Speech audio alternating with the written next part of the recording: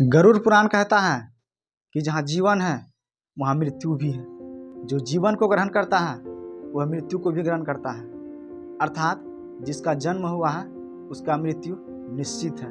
लेकिन अपने अपने कर्म के अनुसार उस जीव आत्मा को उसी तरह की योनि मिलता है, उसी तरह की योनि में भगवान ईश्वर यमराज उसे इंटर कराता है। लेकिन यहाँ पर समझने वाली बात यह है, गरुड़ पुराण यह भी कहता है कि इंसान अगर चाहे तो अपने आप को सख्त पावरफुल बना सकता है, अपने आयु को भी बढ़ा सकता है। इसका एक ही कारण है, गरुड़ पुराण कहता है कि जो व्यक्ति इस संसार में सुबह के समय सूर्योदय के बाद तक सोते रहता है उसी व्यक्ति का आयु घटता है। उसका आयु इसलिए घटता है क्योंकि उसका शरीर में आलस्य आ जाता है, छोटी छोटी बीमारियों से ग्रस्त हो जाता है, जिसके कारण वह जल्दी बीमार पड़ जाता है, जल्दी मर जाता है, क्योंकि उसका आयु घट जाता है। लेकिन जो व्यक्ति सूर्योदय के पहले उठता है वह व्यक्ति स्वस्थ रहता है, उस व्यक्ति के शरीर में आलस्यपन नहीं आता है, सुबह सुबह की हवाएं उसके शरीर में लगता है, जिसके कारण छोटी छोटी बीमारियां भागता है, छोटे छोटे बीमारियों से लेकर बड़े बड़े बीमारियां तक दूर होता है, वह व्यक्ति हमेशा स्वस्थ रहता है। लेकिन जो व्यक्ति सूर्योदय के बाद तक सोते रहता है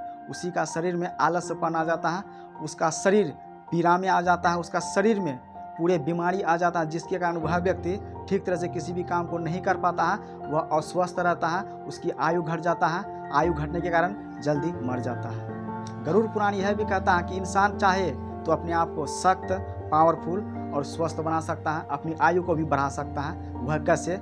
सूर्योदय के पहले उठकर सुबह सुबह की जो हवाएं चलती हैं उस हवा को अपना शरीर में लगाकर अपने शरीर को स्वस्थ बनाकर, ताकि वह जीवन में एक बार नहीं 100 बार नहीं 1000 बार सफल हो सकता है। अगर वह चाहे तो अध्यात्म को समझकर, वेद पुराण को समझकर चाहे तो अपनी उम्र, अपनी आयु को बढ़ा सकता है और अपने जीवन में काफ़ी हद तक सफल आ सकता है, और जो सोचेगा वही होगा।